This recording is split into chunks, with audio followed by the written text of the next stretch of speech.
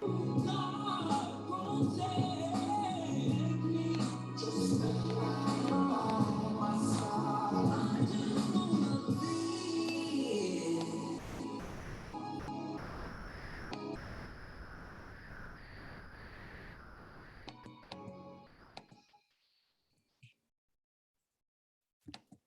afternoon, everyone. Can you give me a quick thumbs up if you can hear me? All right, thank you. So welcome to Critical Conversations in LIS. My name is Nicole Cook. I am the Augusta Baker Endowed Chair and an Associate Professor at the School of Information Science at the University of South Carolina. And I am just so pleased to be able to bring you this new lecture series. And this series is very special because it's based out of a class that I'm currently teaching called Critical Cultural Information Studies. And shout out to my students who are on the call today. And so we want to have conversations. I'm putting the link in the chat box so you can see the course description. And we like to have conversations about those hard topics about race, gender, sexuality, and the like. And while they may not be thought of initially as LIS conversations, they very much are, especially when we are working with and serving very diverse populations. And so as part of the course, we are having some wonderful guest speakers this semester, and we thought it would be great to offer the opportunity to the greater community to come be in conversation with us about these topics. So very excited to launch the series, and I'll introduce our speaker in just a moment. So just a couple of housekeeping things. I am joined by Kiara Vargas, my graduate assistant and resident DJ. And also today we have one of my students from the course, Michael August, who will be in the chat box. So if you have any questions, he will be in there, and we will have Q&A with our speaker at the end. Thank you, Michael. So we are currently recording, and the recording for today's session will be on the website a couple days, but it will be there free for rewatching, and please share with your friends and colleagues. Everyone is currently muted, and we ask you to remain muted until the Q&A. And then if you'd like to come off mic, I would ask that everyone raise their hand and we can have questions with our speaker. At the bottom of your Zoom screen, you should have a reactions button. And you should be able to raise your hand in that space. So we will have time for that as well. So I think that's it. What we're going to do is introduce our amazing guest speaker today, and we will get started. Thank you all so much for joining us today. So I am very excited to introduce Dr. Mónica Cólon-Aguirre, a dear friend and colleague of many years. And also very excited to say that Mónica is our newest faculty member at the University of South Carolina. So, now I have, some help in all the trouble that I start down here. So Dr. Mónica is interested in engagement, especially in relation to promoting strategies that motivate and encourage users to go beyond use of libraries and information and becoming active co-creators and designers of information services. The main focus of her work is on information science, academic libraries, and LIS education, with applications to various LIS environments and populations from a social justice perspective. Some of the topics she explores in her research include information behaviors of Spanish-speaking Latinx, academic library administration, and services for diverse users. And today she's going to be talking to us about colorblindness. Very important topic for us. So thank you so much, Dr. Mónica. It's a pleasure to welcome you. And I'm going to turn it over to you, and I'll see you all again during the Q&A.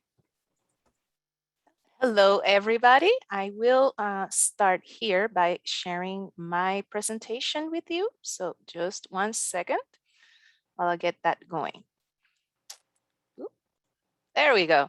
Hello, everyone. As mentioned before, my wonderful host today, Dr. Nicole Cook. My name is Dr. Mónica Cólon-Aguirre. I am in my first year here as assistant professor at the University of South Carolina. I'm coming to you from beautiful, cloudy Columbia, South Carolina.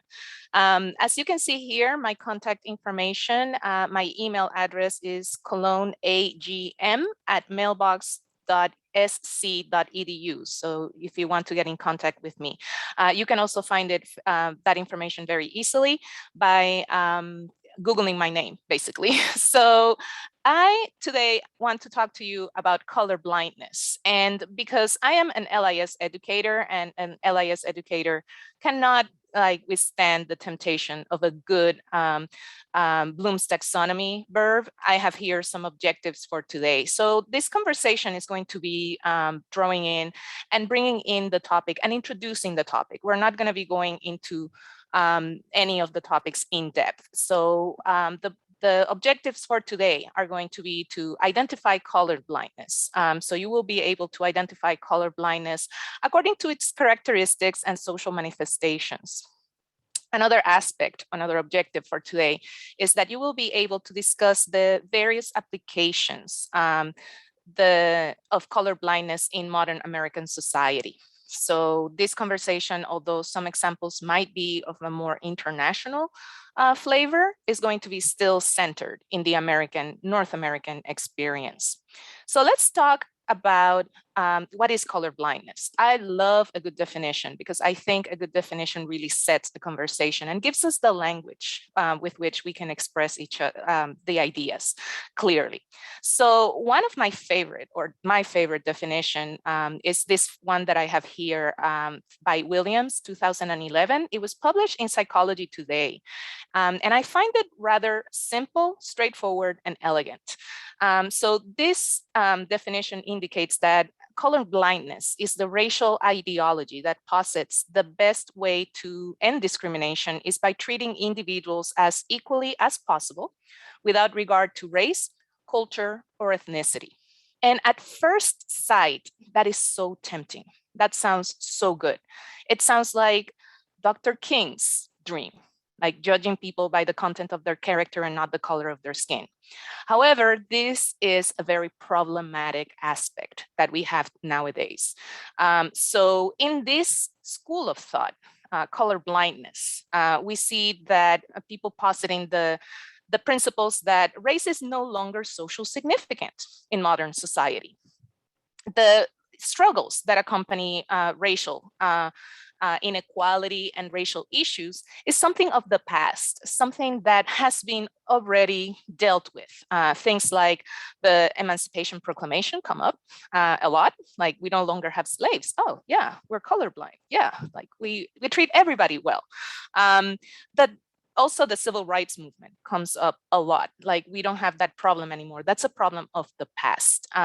When in reality, it is not. Another argument we see, a very recent argument we start seeing is, well, in America, we're in a post-racial societies.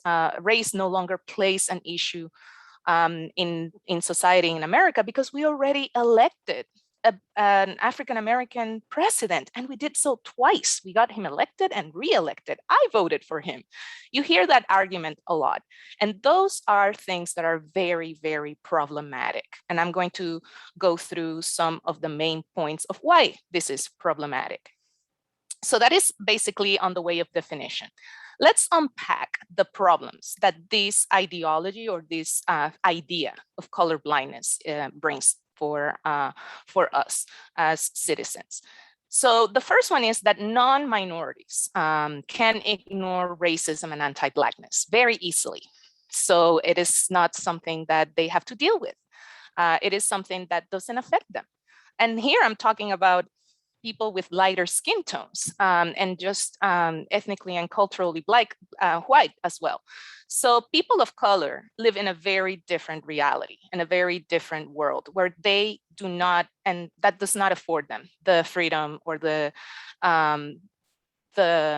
luxury of escaping, because our ethnicity, our race is just on our skin. It's like you can see it. So we cannot hide from it.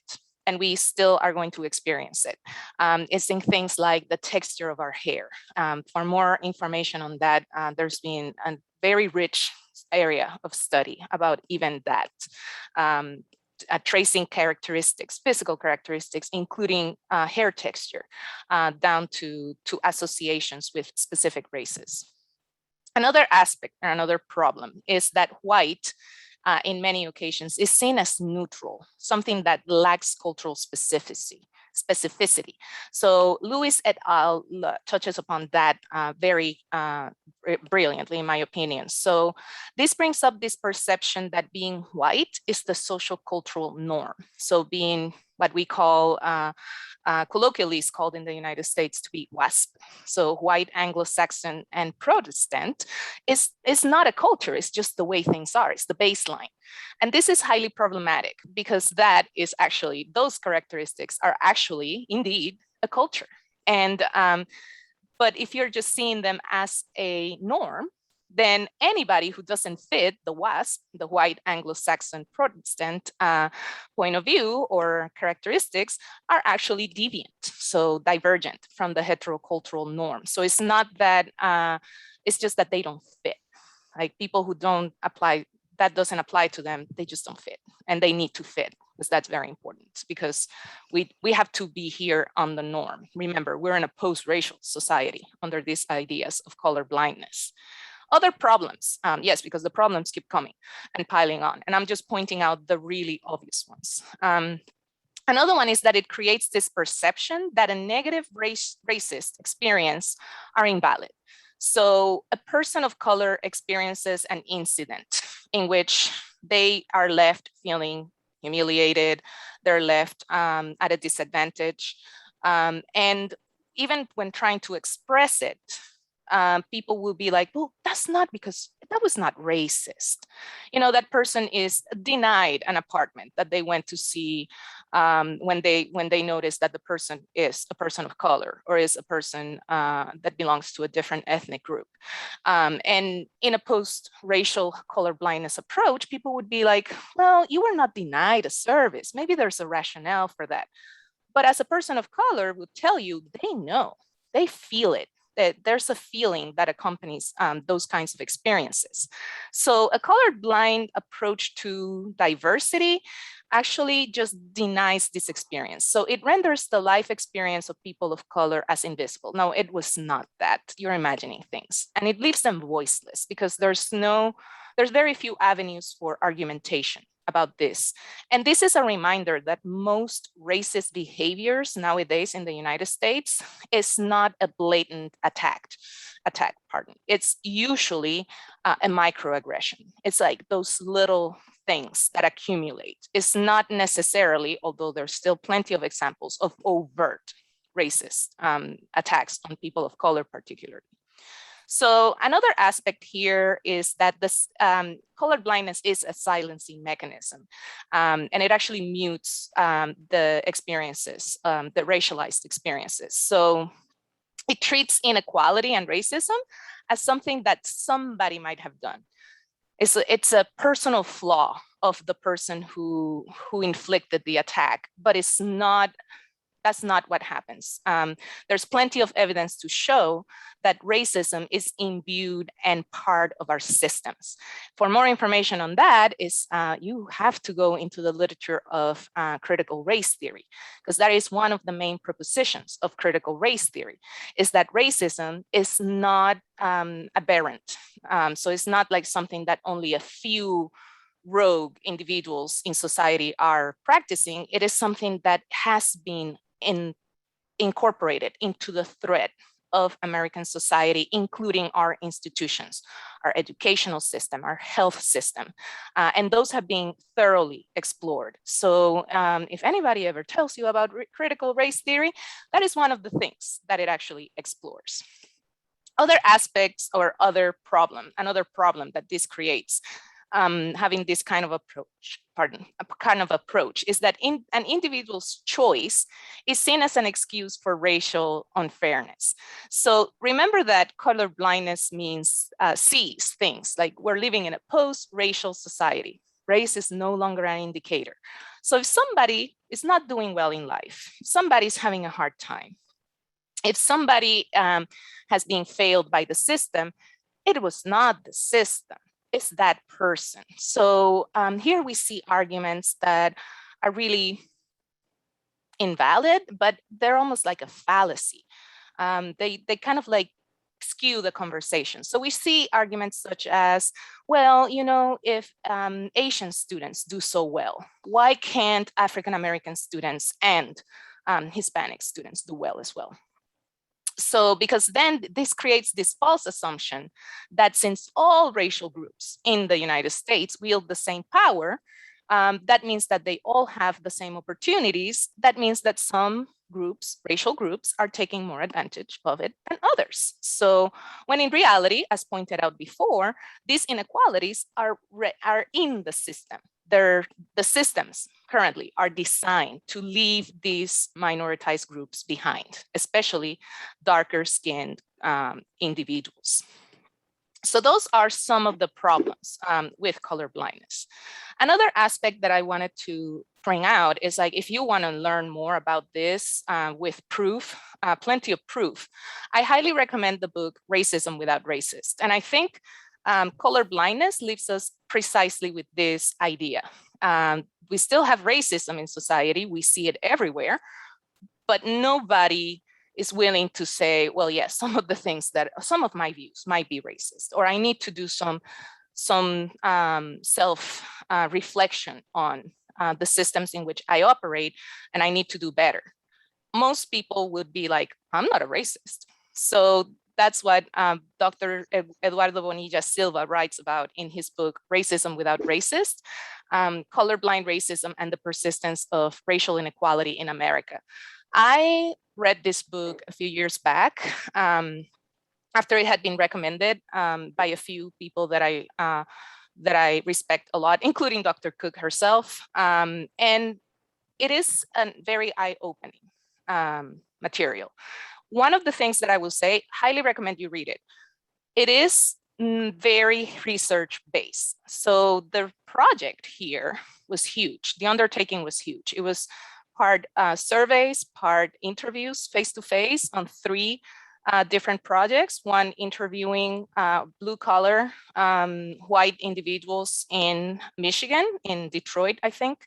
Another one interviewing and surveying a community of Black African Americans in Michigan as well. And then another component, a large study that was also surveys and interviews with college students in Michigan. And the findings have been compiled. These projects have been going on for many, many years. And the book is heavy on the evidence side. And it's really, at some point, it becomes kind of overwhelming to read, but it has so much information. He mentions in the prologue, the book is on the 5th edition, and he always says, I hope this is the last time that I have to rewrite it. And as I was reading it, I'm like, oh no, you have enough already for the 6th edition. So we hope that Dr. Bonilla Silva can go back, and at least I hope for a 6th edition with some additional topics. So I'm going to give you some of the most important findings that I found, or the most, I wouldn't say shocking, but I would say the most interesting, or definitely food for thought and things to consider from his findings, particularly presented throughout his body of work, but in this book. One of them is that when they were interviewing white individuals, it was very interesting that white people had this avoidance of direct racial language to express racial views. So race is almost a taboo topic in the United States.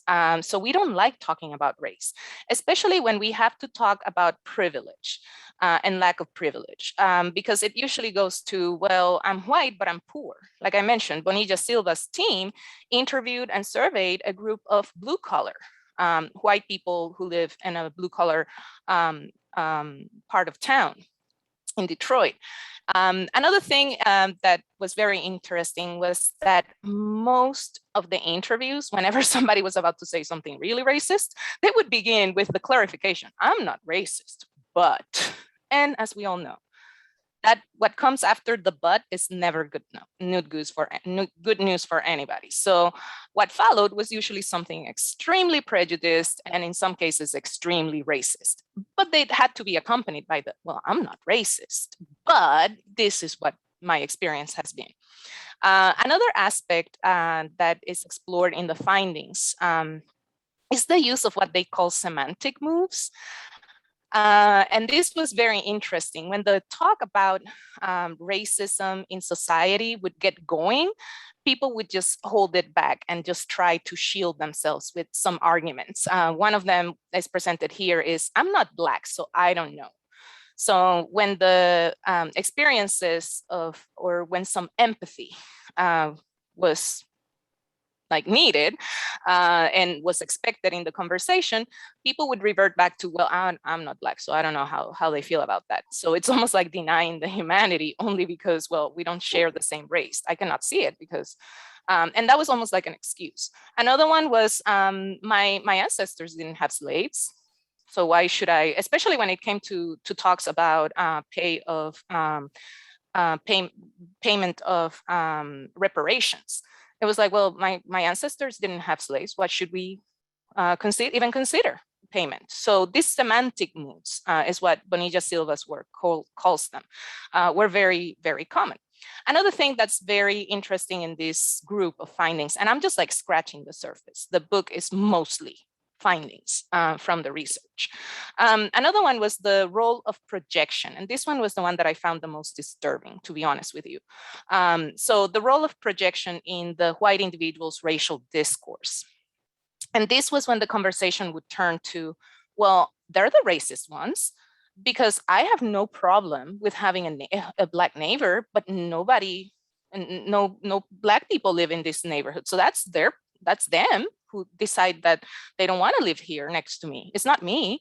And this completely negates, again, this post-racial society that negates the experiences of Black people with segregation, a history of segregation, a history of redlining, of home loan discrimination, where they would not even be approved for a home loan equal to their capabilities to pay for, and some neighborhoods, not segregated white neighborhoods, being much more expensive. So this negates this entire thing. So it was kind of like, it's not me, it's them who decide to keep themselves separate. Black people can be just as racist, was another argument heard a lot in the explanations of when they would start talking about race with these individuals. Last but not least, what Bonilla Silva calls forbidden issues, produce completely incoherent statements in white interviewees. And this was a very interesting phenomenon because these were the people who were, I'm not racist, and they were not given but. It's like, I'm gonna show you how non-racist I am. And then we would go to talks about affirmative action. Do you support affirmative action? Do you support the payment of reparations? And they would notice that their answer to those questions goes against what they had just said, because they just said that they're not racist and they support racial equality. But then, so he said that it was basically incoherent answers. People would just revert to I, yes, but no, but yeah, no, yeah, you know what I mean, as an answer. And that is completely incoherent. That's a non-answer, and a signal of somebody who's completely confused about the topic. So these are, like I mentioned, some of the major findings from this research that I find really important to bring out, because we have all seen it, I think. And in some cases, we can see ourselves and our way of thinking, and we can understand this rationale. Other findings that I really think need to be talked about. In the sample with the students, this was a very interesting approach. So what he found was that among the student sample of college students, whites were racially segregated and isolated.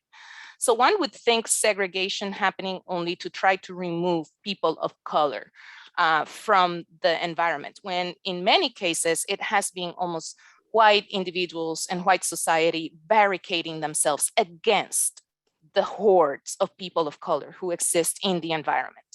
And in his findings, he talks a lot about this chain events or chain actions. Like one of them was that most of the students in that sample lived in neighborhoods and grew up in neighborhoods where everybody or most of their neighbors were white.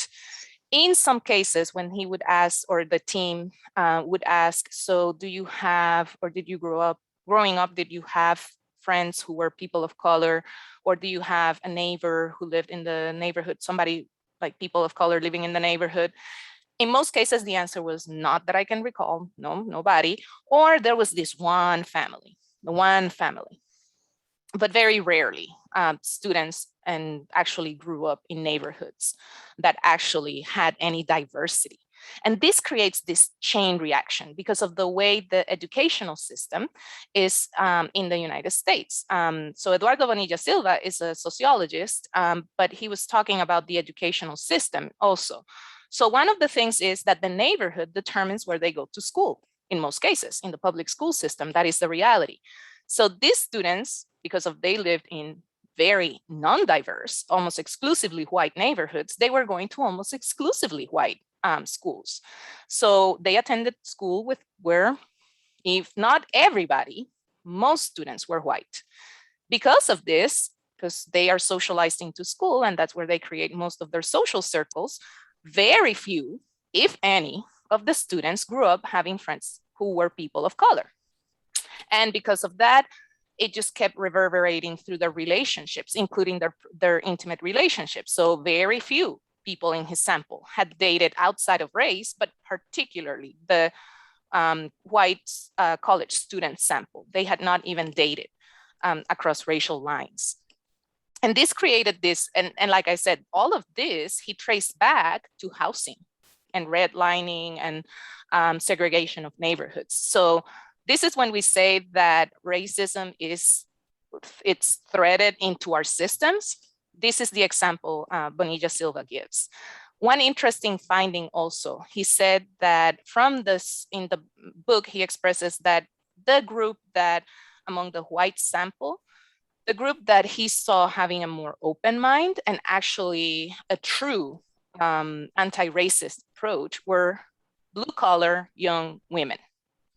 He said that it was not expected that that would be the case. Everybody would have expected the younger people, but he would have expected the college students to be much more racially progressive. Well, actually, the more racially progressive in the sample, in this huge sample, were white, blue-collar young women. So food for thought here. And what are the implications of all of these problems and issues? And what are the implications of just living with color blindness in society? Major things. And one of the reasons we have to call it out and we have to battle the temptation to go the colorblind route to actually try to solve racism in the United States. And one of them is that what Bonilla Silva calls the Latin American case. And I can tell you because I am Latin American, I am Puerto Rican, and I grew up and was raised, and I left the island when I was 28. I left the island as a master's educated adult. And one of the things we do not have, and I think that's why he writes about that, and maybe why that resonated so much with me, is that he's also Puerto Rican, and he mentions that in Latin America as a whole, we don't talk about race. We have a system in which we have lost the language, even the language, to actually speak about racism, because we have eliminated race from the conversation. And the arguments in Latin America go from, well, we're unlike the United States, we never had racial segregation. So people married whoever they wanted. So this idea that we're not racist, because in Latin America, we're not racist, actually quiets, silences, and creates a system in which inequality remains, and inequality is rampant, especially racial inequality. However, we've even lost the language to talk about it because we don't talk about race. Only recently, as an adult, I've started being more honest about this conversation and thinking more about it myself. And I now describe myself as a white passing Latina or Latina woman or Latinx woman, because I think it is important to start getting real. Am I completely white? Unlikely. Do I know? Not sure. But on the face, I am fairly fair-skinned. And that is something that affords me a lot of privilege. And that is part of having these conversations, honest conversations about race. So he thinks, or the idea he proposes is, if we don't do something now and have a clear, honest conversation about race in America, what we're going to end up with is what he calls the Latin American case. We're even going to stop having the language. He thinks, and the way he presents this is kind of like chilling. We're going to be left with a system that has whites at the top, what is called honorary whites. So people, Latinos, Asian individuals who actually are pale enough and actually hold these ideas about meritocracy. Like if people don't get ahead in life, it's because of personal flaws. The system works for everybody. So people who pay lip syncing to these ideas because they want to be perceived as white.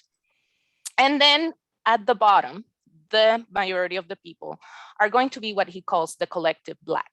And the collective Black he describes as everybody that literally has dark skin. So he includes dark-skinned Asian individuals. He mentions the differences between Filipinos, people from Malaysia, Singapore, the Hmong community.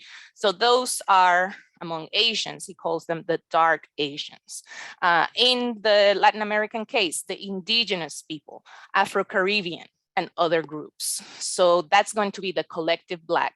And we're not even going to have the language to express, no, we still have racist practices in society and we need to go against, because it's going to be buffered by the reply of, no, we no longer have racism. Look at this.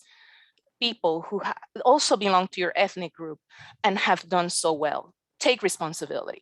And that is a huge thing. We really should not want to go into that route, because that also brings us into conversations about anti-Blackness.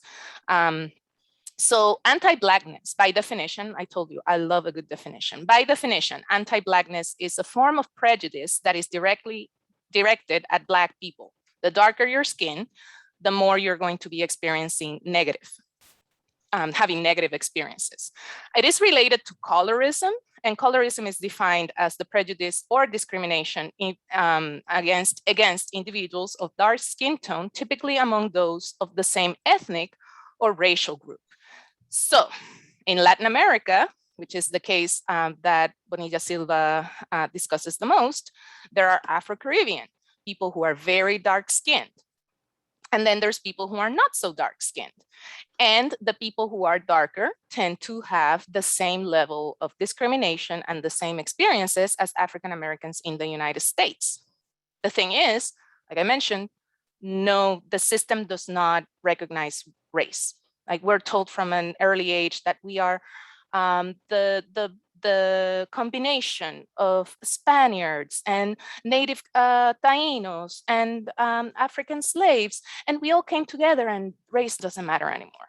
But still, we have these ideas around how dark skin is not okay, how the darker the skin or the texture of the hair. And to tell you about it more, just an anecdote here, one of the first times I've ever even started wrapping my head around this, interestingly enough, was in America's Next Top Model. They were, if you remember the show with Tyra Banks, they were assigning this challenge in which the models, the participants had to emulate have a photo session emulating one of these fashion icons. And this woman, an African-American woman, is given as a challenge to work with Grace Jones. Now, you children of the 80s remember Grace Jones, supermodel, and she became a singer. She was one of the most successful supermodels in history. She became a singer, she became an actress, she did it all. She's also very famous for her really dark skin, and also very famous for her androgynous look. So this girl was like, I don't want to do Grace Jones. Like, she was horrified that she got Grace Jones. And I remember Tyra Banks mentioning, it's like, isn't that a thing? Like, Black women never want to be perceived as darker. Anyway, the challenge happened.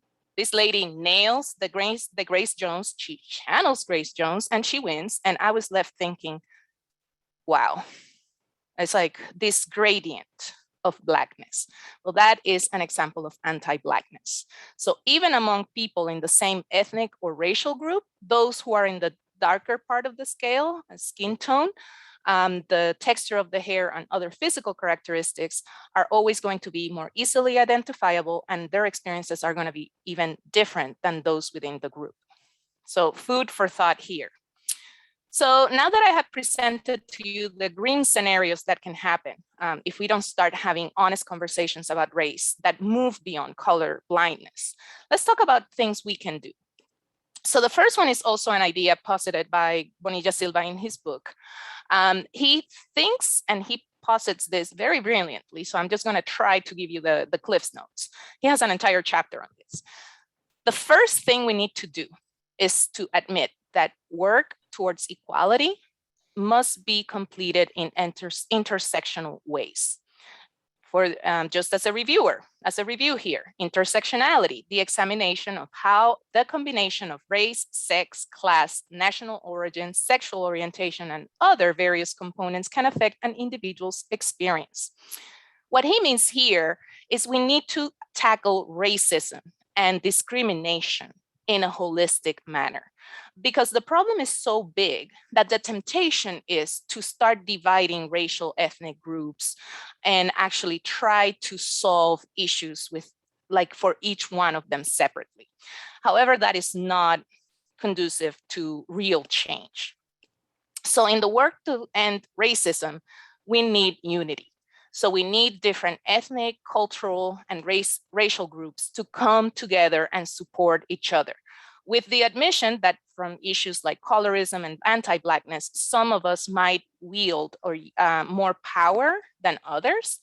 However, if we start just dividing, and I have been in places where very well-intentioned policies about anti-racist work are changed to, well, we're only going to consider African-American case. Like, we're not going to consider any other case. And I call that the chessboard approach to diversity, in which you only have Black and white, and everybody else in between either pick sides. So if we pick sides, we're going to be divided. And you know what they say, divide and conquer. So we cannot be divided. According to the work of Bonilla Silva, and I totally agree with him on this, we have to work together. And the problems are complex, and so should be our solutions. So the temptation to kind of like separate these groups and work with each one of them separately is just going to be dividing the attention, dividing the efforts. So togetherness is much better. Another thing that we can do is to admit that passive attitudes towards race are really not enough. We must become actively anti-racist. So here it's not a matter, like lately I've been repeating this way too much. Allyship is cute. And yes, I said cute, it's adorable, but we don't need allies. What we really need is co-conspirators. Allyship is usually conducted from a place of safety. What we need is people who are willing to work with us, who are willing to team up with us and put the proverbial skin in the game as well. So I attended a conversation with Dr. Bettina Love, and she was presenting the differences between allyship and co-conspiracy. And her case was this woman who was in the news a few years ago, who was climbing the poles to tear down Confederate flags. So she had because she had to like climb literally the pole and actually bring it down. She had this white man with her who would spot her. And he's a trained, certified climbing instruction, I think. So his job was to spot her. So to make sure that she was safe and bring her down. That's allyship. In one of the instances that she climbed this pole to bring down the flag, security was there. And this policeman is actually threatening with tasing her. If he does that, she's climbing a metal pole. If she gets tasered, she's gonna die. So her person that was with her, the white man that accompanies her, that's spotting her, he starts arguing with the policeman. It's like, don't do that, you're gonna electrocute her. And the policeman starts just getting the taser out. He hugs the pole, the metal pole, and he says, if you electrocute her, you electrocute me too. That is co-conspiracy, because now the same fate that awaits her, who is on top, awaits him, who is at the bottom. And he, as a white man, yields much more power in this situation. So, because when he does that, police back off. So that's what we need. Allyship is really cute, but we really need co-conspirators. So moving beyond passive to more anti-racist points of view. Another one is to practice cultural humility. It is very important here to point out that cultural awareness is when we think about our own values and our beliefs and our social position and trace it back to our culture.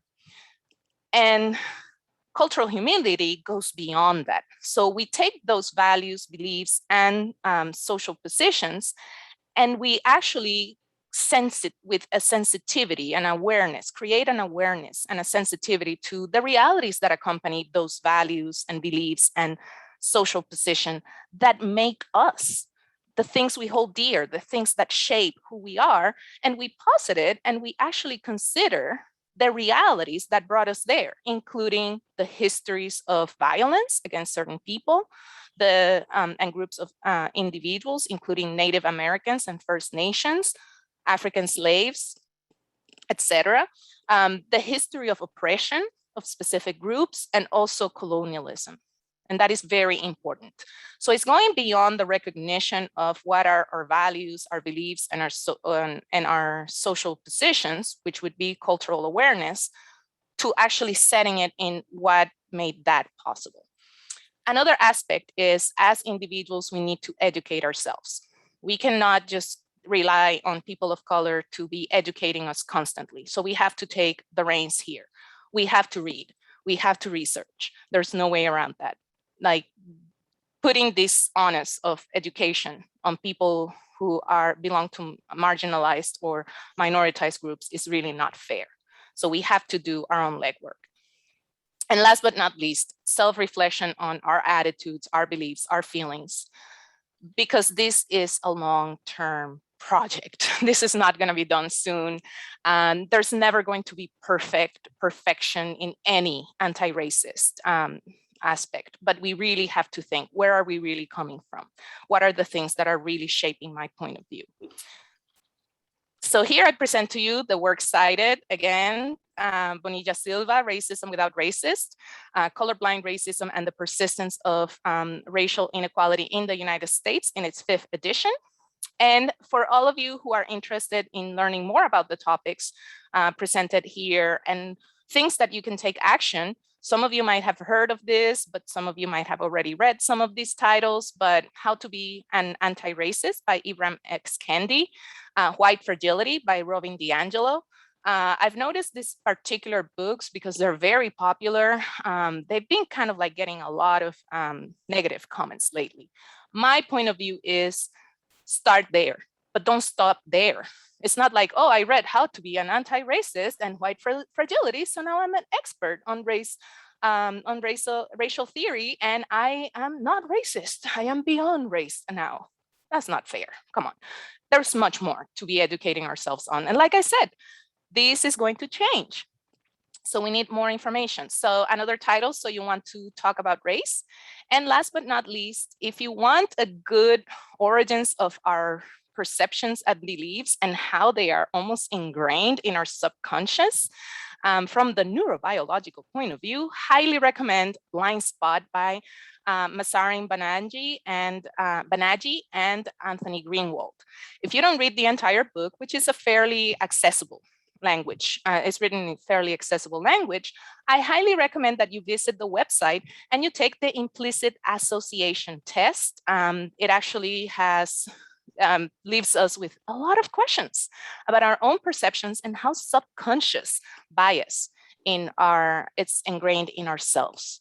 So I really run you through a lot of information, but I hope that we can have a little bit of conversation, time for questions and answer. So I will open now the floor to questions, and I will stop sharing my screen. All righty, thank you so much. So while folks are thinking of questions, I wanted to get us started by asking you, and this is specifically for the students in class, but I'm sure it'll benefit everyone listening. What does this have to do with LIS? And why should librarians care anything about this? She has to take a sip before she answers this one. So one of the main things that I cannot stress enough is that many times we in librarianship go into the field with these grandiose ideas of what we're going to accomplish. But then we become very self-selective. And it's like, oh, let me just start with this one easy thing. Or, oh, I got a little bit of pushback from my administration, so I'm not gonna even go there anymore. I understand the work can become very, very overwhelming, but never forget this: the communities you are serving are not created equal. So if you're in an academic institution, if you're an academic librarian, if you're a school librarian, if you're a public librarian, special librarian, archivist, keep these questions always in your mind. Keep who these people that you're serving are, but most importantly, which ones are you leaving out? Which ones do you not see? Because you're not seeing them for a reason. And one of those reasons is that the system itself has completely excluded them. And their experiences now are biased by that. In many cases, the individuals will not go to the library. We're not considered the library a safe space, like one would hope and think. And it's this history of exclusion, of including this, and on top of that, telling people that no, you had a bad time at that one library, but it was the librarian was having a bad day. It's not that they actually hold anything against you because you are from the other side of town, or you have an interesting last name, or you are the only Black person who was there. Acknowledging that, I think, is the very first step for all of us. And it permeates through the institutions that we work in, because let us not forget, libraries are institutions. And even though our values might differ and might be don't do these things, we are almost implicitly excluding individuals, silencing certain voices, and in many cases, we are even designed to actually exclude certain types of certain groups and communities in the population. So my recommendation here is fight against that. Ask the uncomfortable questions. Does that answer your question? Absolutely, absolutely. So we have a question in the chat from Debbie. And Debbie wants to know, how do you address internal calls from staff members to cease multicultural displays because white culture / white males are not being represented? Well, that reminds me of one time that I was walking around a university campus with a friend of mine, and they were up in arms because they had inaugurated the new Black History Center. And it's like, Black History Center, blah, blah, blah, why? And he said, where is the White History Center? And we were on top of a hill, and I grabbed him by the shoulder and I'm like, here it is, the entire university. So take that as a, well, there's no, it's exclusive of white men because the display is presenting a very specific set of experiences, but the white experience is everywhere else. So we're trying to give, so I would call them out on the selfishness of the comment. It's like, what do you want to, the monopoly on all literature? Do you want the monopoly on all materials? Like 99% of the materials published are you. And you're going to be complaining about this one group that usually does it for some people, but mention those things. Like, be honest. Like, this is this one group, we're giving them 1 month. Like a friend of mine used to remind me, if your entire ethnicity is not celebrated in 1 month, it means that the entire history is about your one ethnicity. So I hope that answers your question. Yeah, so there's a follow-up question is, how do you educate people about their own whiteness? With a lot of patience and bringing in things, yeah, with a lot of patience. Dr. Cook knows this because I quote this all the time. One of my favorite quotes ever is by communications scholar. His name is Marshall McLuhan, and he wrote in one of his, like, I don't know if he wrote it or if he was an interview, but he said, I'm sure, what was it? I'm not sure who discovered water, but I'm pretty sure it wasn't a fish. Because this is the thing. We have been historically representing white culture as the norm, as lack of culture, as these are the way things are, and everybody must come into this neutrality of white. So having white people acknowledge that their whiteness is actually a culture, and it's actually a culture and that has been perpetuated through systems of oppression of other cultures, is a really difficult thing. And another thing, you cannot do that on your own. So you need support from the system, from the library, because if not, that is a surefire way of getting frustrated and burned out in many cases. Some people are willing to listen. So I would start with the ones who are willing to listen, the ones who will have a conversation about, like this one friend that I told you about, the Black History Center. Like he was a little bit more open to conversation. And actually that day when I said, entire university is the White History Center, he's like, oh, you actually have a point there. And we started having like these little conversations about our experiences and how they were different. So start with the people who want, because some people just do not want to hear it. I would say save your energy, because that effort then needs to become systematic. It has to be work in the system. So it has to be brought in by the powers that be in the library, not by you, by yourself. So I hope that answers the question. So there's a similar question to the previous one about the pushback. And the question is essentially asking, is there any difference in your opinion if the pushback is coming from the patrons? Yes, it becomes a little more sensitive, mainly because the way it depends on how we treat the patrons. So in many ways, dealing with colleagues is easier.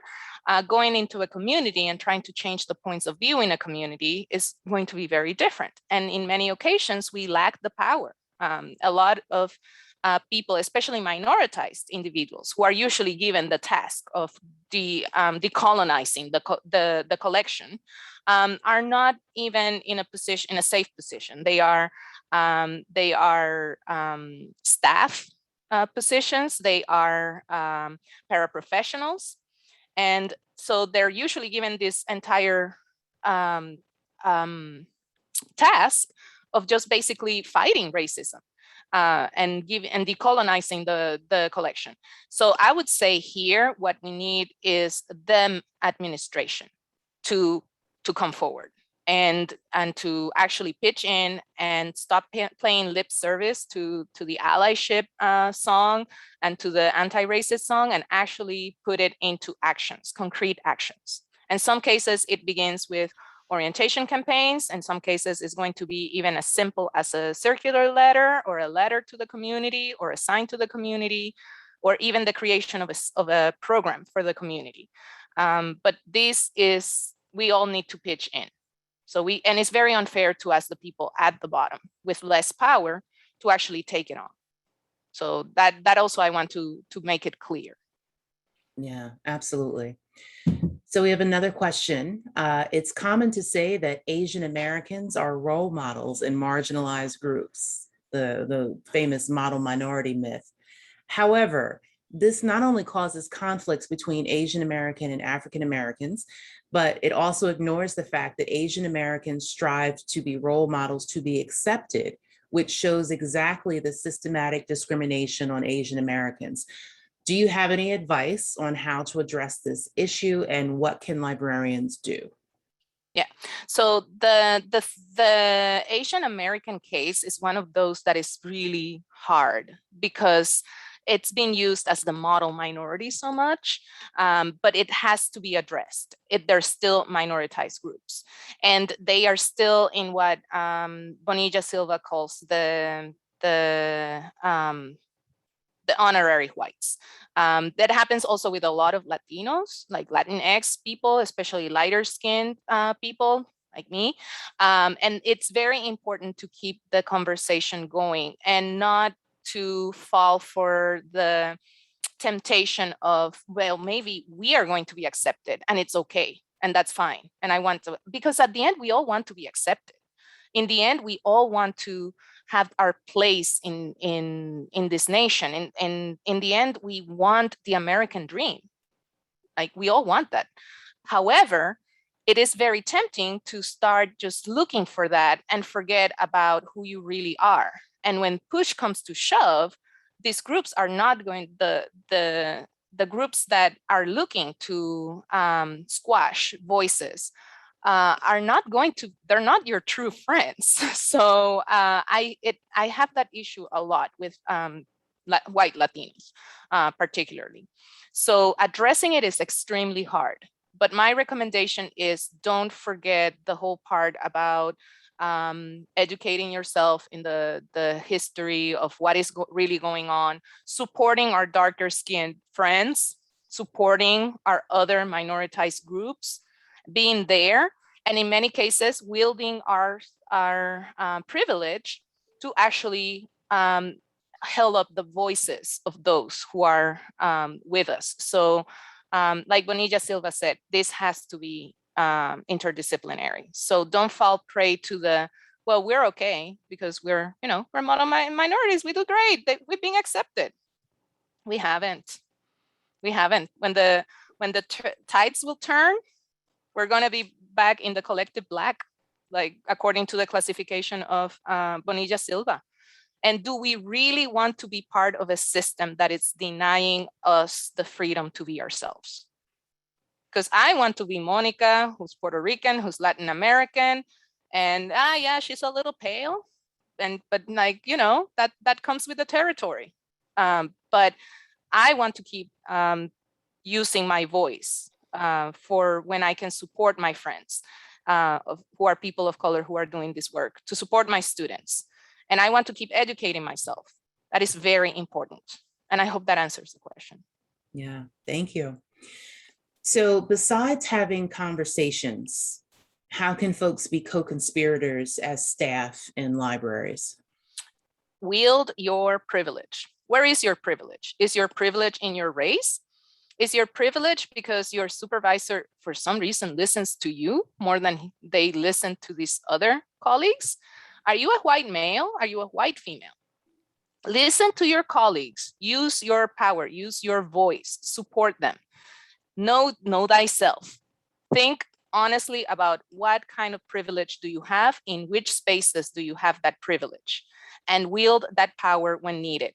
If you are a staff person, you or by definition have less authority in the whole pyramid of the library.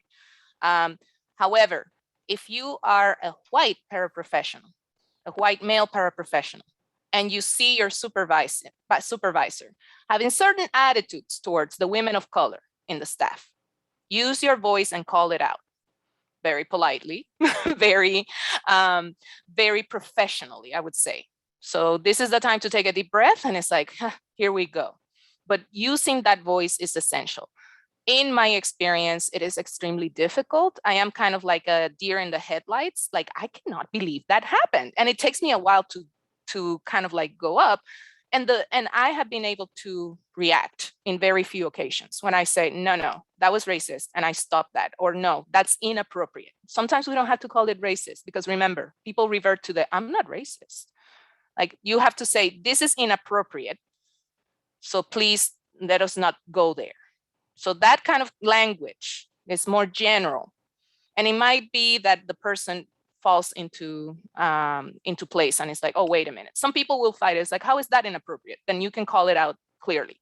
But using that voice, and it starts with knowing where you are in the space that you are, and what kind of voice you can have, what kind of power do you have to actually, so that's why I said educating ourselves and thinking about, honestly, what can I do? Because in some cases, we have more power than we think.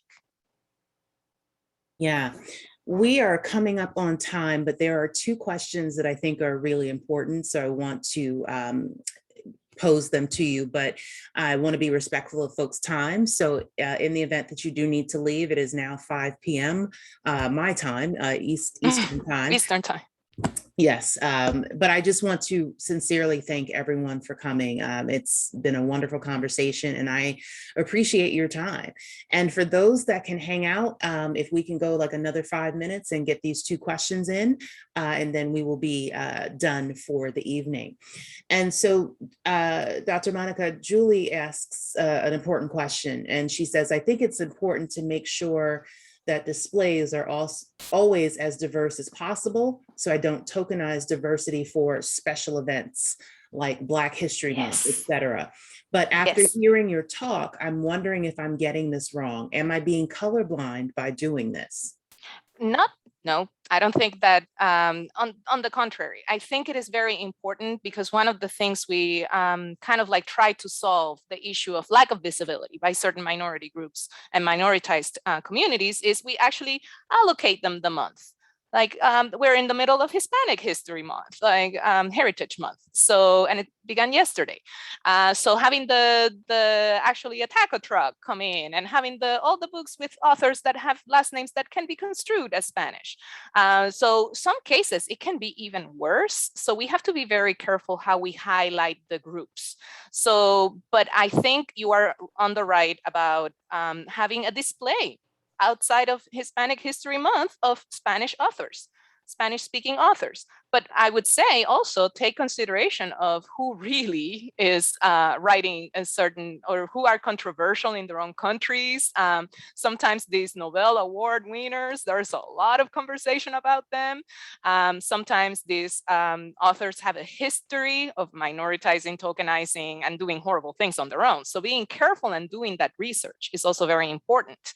In some cases, for example, that I see a lot, the children's materials, some children's books are horrible. They're like on the face, they're diverse, but then when you open them, it's just like prejudice views and like token and like this like artificial kind of idea around these groups. So I would say not focus so much on the actual timing of your displays, but focus on the content of them.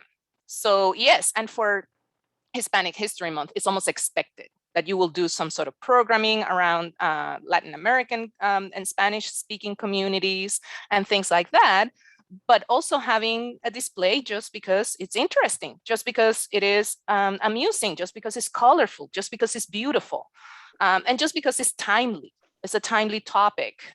So I think it is essential. So I don't think you're going color blindness on the way of the timing of your displays and your programming.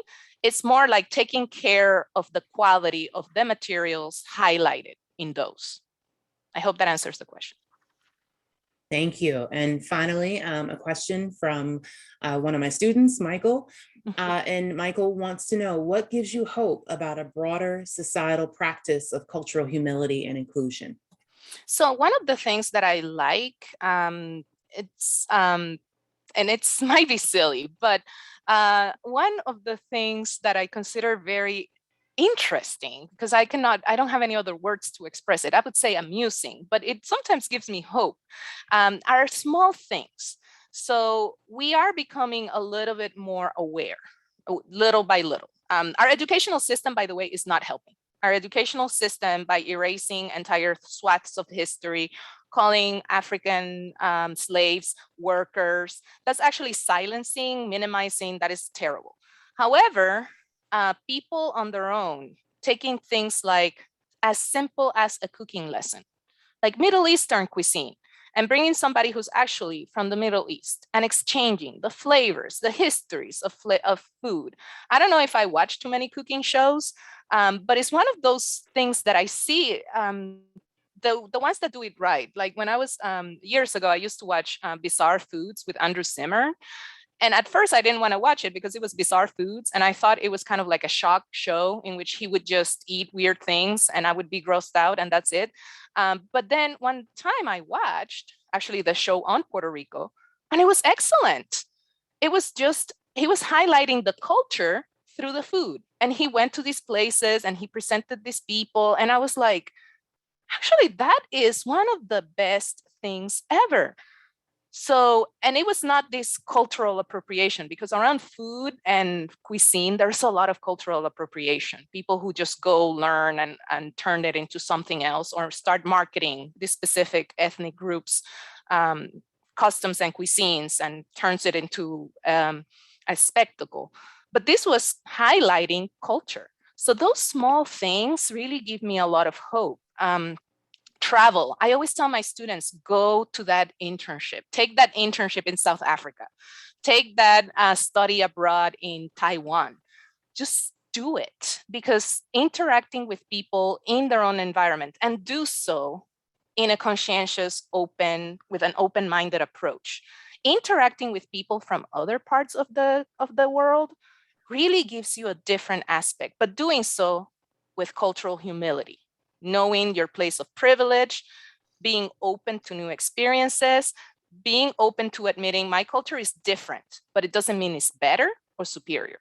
So those things really give me hope. And they're small things, but I see this trend towards these aspects. And I said food, travel, these experiences, and they make me really hopeful. You also like bizarre foods. Yeah, they're called bizarre foods because they're still operating from the American point of view. And in America, we don't eat that. In American or certain groups. The one in Puerto Rico, I was like, oh my God, they're just gonna go to San Juan. He didn't. The main meal he had in my town, which is ways away, and he actually like was presenting just the food, and it was not in a kind of tokenized way. He was actually saying, hey, you would never think of pig's feet, but these are delicious. I would highly consider that you should consider them. So yeah, also important that it's coming from the American point of view. So it's bizarre because we don't eat it, because we don't consider it food, but in other parts of the world, it is. So that was what I always found amusing about that, the openness to exploration about it, still operating from that point of view. Sorry, I had to jump on that when I saw it, and I'm like, oh yeah. Just the fact that it's called bizarre foods, it also includes some sort of lack of cultural humility right there. Yeah, absolutely. Thank you so very much. This has been a wonderful conversation, and thank you all again for coming today and engaging. There were lots of great questions and some great comments and some good book recommendations in the chat. So thank you all so much for engaging. One last reminder, I'm putting it in the chat that the recording will be on that website in a couple of days, so you can rewatch. And please keep us in mind. We have another critical conversation in LIS coming up on October 7th, and we would love to have you there. All right, so thanks very much. Grateful to have you here today, and everyone enjoy the rest of your day, and we hope to be in conversation again with you very soon. Thank you, Dr. Monica.